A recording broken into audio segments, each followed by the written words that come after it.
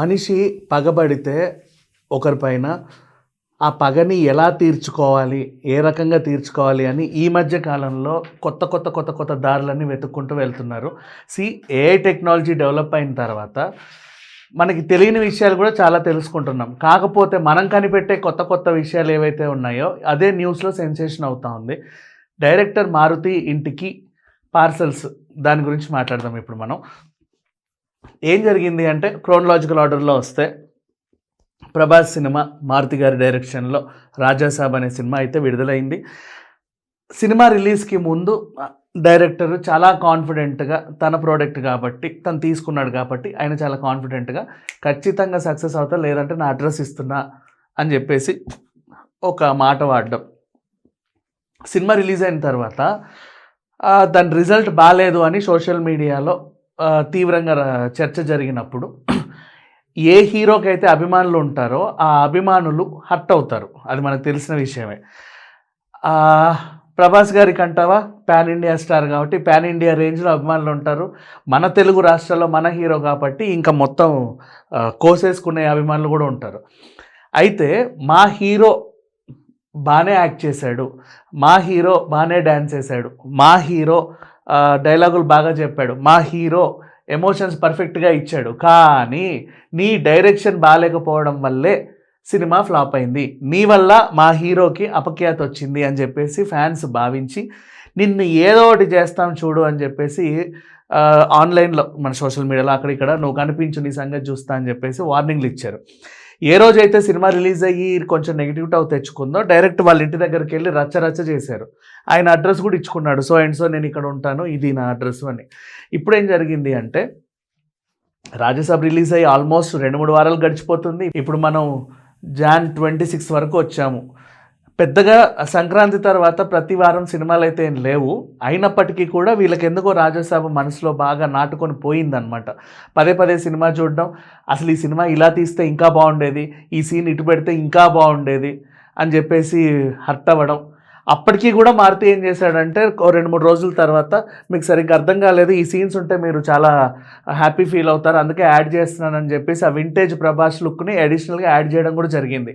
అయినప్పటికీ కూడా ఆల్రెడీ జరగాల్సిన డ్యామేజ్ జరిగిపోయింది కాబట్టి అది పెద్దగా ఏమి అనిపించలేదు. అంటే ఇప్పుడు ఫర్ ఎగ్జాంపుల్ పుష్ప సినిమా ఉంది, స్టార్టింగ్ జపనీస్ ఎపిసోడ్ లేకున్నా తర్వాత 20 minutes యాడ్ చేసినా సరే మళ్ళీ దానికి ఆదరణ, అంటే జనాలు వస్తూనే ఉన్నారు, చూస్తూనే ఉన్నారు. అది ఎక్కడికో తీసుకెళ్ళింది, 1800 కోట్లు.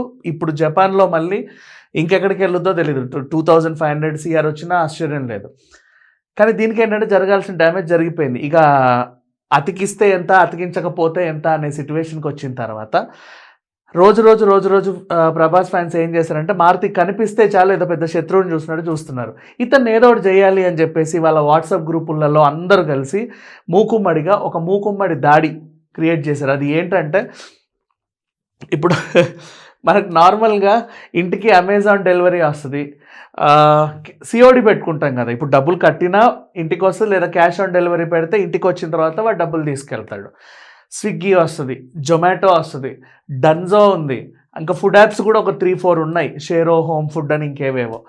And next Zepto, Blinkit, fresh to home, కొన్ని ఈవెన్ కంట్రీ డిలైట్, ఇలాంటి యాప్స్ అన్నీ డౌన్లోడ్ చేసుకున్నారు ఏవేవైతే ఇంటికి వస్తాయి అనేది. ఇన్స్టామార్ట్ కానివ్వండి, బిగ్ బాస్కెట్ కానివ్వండి, డిమార్ట్ రెడీ, స్టార్ రెడీ, ఇట్లాంటివన్నీ ఉన్నాయి. స్టార్ ఏమో టాటా వాళ్ళది, డిమార్ట్ మీకు తెలిసిందే. ఈ యాప్స్ అన్నీ డౌన్లోడ్ చేసుకొని వీళ్ళకి కావాల్సిన సరుకులన్నీ యాడ్ చేసి COD పెట్టడం. COD ఎక్కడ పెట్టారు, మారుతి ఇంటి అడ్రస్ పెట్టారు. ఇప్పుడు ఏం జరిగిందంటే, గేటెడ్ కమ్యూనిటీ సొసైటీ, అది వాచ్మెన్ దగ్గరకు ఒక డెలివరీ బాయ్ వస్తాడు, సార్ ఇది పలానా డోర్ నెంబర్కి పలానా మారుతి గారి పేరు మీద వచ్చింది. అవునా, 1 నిమిషం ఉండండి సార్, మీకు ఫుడ్ ఏదో ఆర్డర్ వచ్చింది, నేనేం పెట్టలేదే మారుతి గారు. Okay sir, thank you. వాళ్ళది కాదంట, మీరు ఇంకోసారి అడ్రస్ చూసుకొని వెళ్ళండి. లేదు సార్, నేను డెలివరీ తెచ్చేసాను, ఫుడ్ మళ్ళీ పాడైపోతుంది, మేము రెస్టారెంట్లో రిటర్న్ ఇవ్వలేము, అలా అని చెప్పేసి మాకేం చేయాలో అర్థం కావట్లేదు, మేము తినలేము అని చెప్పి వాళ్ళు గొడవ. అది వదిలేస్తే ఇంకో జొమాటో అబ్బాయి రావడం, సార్ మారుతి గారి ఇంటికి పిజ్జా వచ్చింది, సార్ మారుతి గారి ఇంటికి అది వచ్చింది, ఇది వచ్చింది, ఇన్ని పార్సల్స్.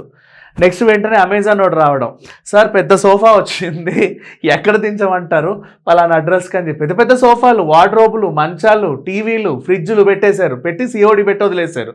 అండ్ నెక్స్ట్ అదేంటి డన్జోలో చికెన్ ఆర్డర్ చేయడం, అంటే లీషియస్ కానీ ఇవన్నీ ఉంటాయి కదా మన ఆన్లైన్ చికెన్ ఆర్డర్స్, వీటిని తీసుకొచ్చేది డన్జో యాప్. దాంట్లో చికెన్ 2 కిలోల చికెన్ పెట్టి సిఓడి పెట్టేశారు. ఫిష్ ఆర్డర్ పెట్టి ఫ్రెష్ టు హోమ్లో ఫిషెస్ ఆర్డర్ పెట్టి సిఓడి పెట్టేశారు, cash on delivery. And next మళ్ళీ ఏం చేశారు, ఇన్స్టామార్ట్లో డైరీలు, పెన్నులు, స్కేళ్ళు, ఇంకేవేవో ఫైల్స్, కాలేజ్ బ్యాగులు ఇవి కొన్ని పెట్టేసి మారుతి ఇంటికి. అండ్ ఇంతటితో సరిపోకుండా ర్యాపిడో కూడా బుక్ చేసి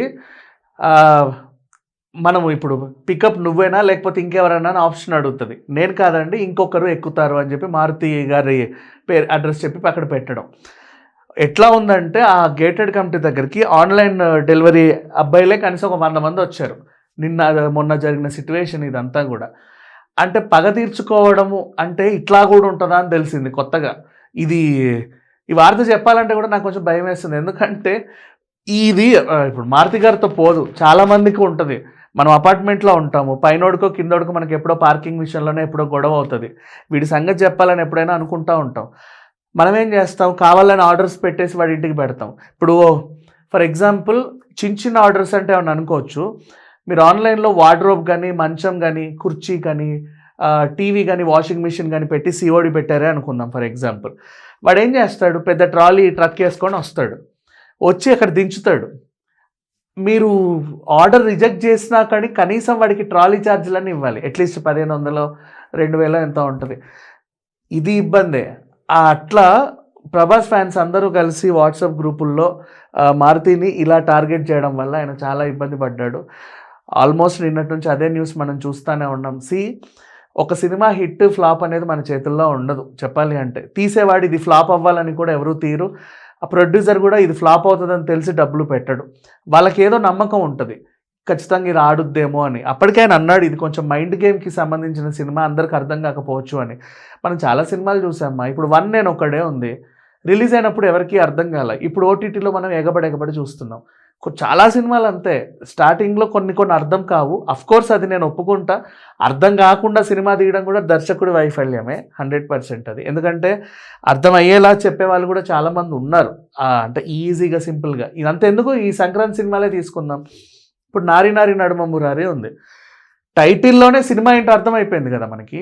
టైటిల్లోనే సినిమా అర్థమైంది, అయినా సరే మనం వెళ్ళాం చూసాం, చాలా సింపుల్ స్టోరీ అర్థమైపోయింది. భర్త మహాశైలకు విజ్ఞప్తి ట్రైలర్ చూస్తే కథ అర్థమైపోయింది. అండ్ మనశంకర్ వరప్రసాద్ గారు మీసాల పిల్ల సాంగ్ రిలీజ్ అయినప్పుడే మనకు అర్థమైపోయింది స్టోరీ, ఓహో ఇలా ఉంటుందా అని. నెక్స్ట్ అలాగే ఇంకొకటి సంక్రాంతికి వచ్చింది మహారాజు. సరే అనగనగా ఒక రాజు, ఆ సినిమా కూడా మనకి ఒక ఎక్స్పెక్టేషన్ ఉంటుంది. ఎందుకంటే ఒక స్టాండప్ కమెడియన్ సినిమా తీస్తున్నాడు అంటే 1 లైనర్స్ చాలా ఉంటాయి, నవ్వుకోవచ్చు అని. కాకపోతే రాజాసాబ్లో ఏంటంటే వీళ్ళు హారర్ కామెడీ అలా ఉంటుంది ఇలా ఉంటుంది అని చెప్పేసరికి ఎలా ఉంటుందో అని చాలా అంచనాలు పెట్టుకొని వెళ్ళేసరికి వీళ్ళ అంచనాలకు అది అందకపోగా, హారర్ ఎలిమెంట్స్ భయపెట్టకుండా, కామెడీ ఎలిమెంట్స్ నవ్వించకుండా ఉండేసరికి కొంచెం ఇబ్బంది ఫీల్ అయ్యారు. కానీ మరీ ఇబ్బంది పెట్టే సినిమా అయితే కాదు, మరి ఇంతలా పగ తీర్చుకోవాల్సిన సినిమా అయితే కాదు. అండ్ ఈ ఇన్సిడెంట్ని బేస్ చేసుకొని బయట కూడా చాలామంది మిగతా వాళ్ళ మీద దయచేసి పగలు ప్రతీకారాలు తీర్చుకోవాలంటే ఆన్లైన్ ఫుడ్ ఆర్డర్స్ పెట్టకండి. అండ్ ఈ సందర్భంలో ఆన్లైన్ ఫుడ్ యాప్స్ వాళ్ళకు కూడా చెప్పేది ఏంటంటే సిఓడీలు ఉన్నాయి కదా అని చెప్పేసి మీరు తీసుకెళ్ళి అనవసరంగా ఇబ్బంది పడకండి. ఎందుకంటే రెస్టారెంట్ నుంచి ఒకసారి ఫుడ్ బయటకు వచ్చిందా జొమాటో బాధ్యత ఉంటుంది. డెలివరీ బాయ్ డెలివరీ చేయలేకపోతే తను అది చేసేంతవరకు ఇంకో ఆర్డర్ తీసుకెళ్ళలేడు, వాడు అక్కడే కూర్చుంటాడు. వాళ్ళకి ఏంటంటే రోజు ఇన్ని ఆర్డర్స్ ఇస్తేనే ఇన్ని డబ్బులు వస్తాయి. మనం చేయడం వల్ల చాలామంది అంటే చిన్న కార్మికులు రోడ్డు మీద పడతారు.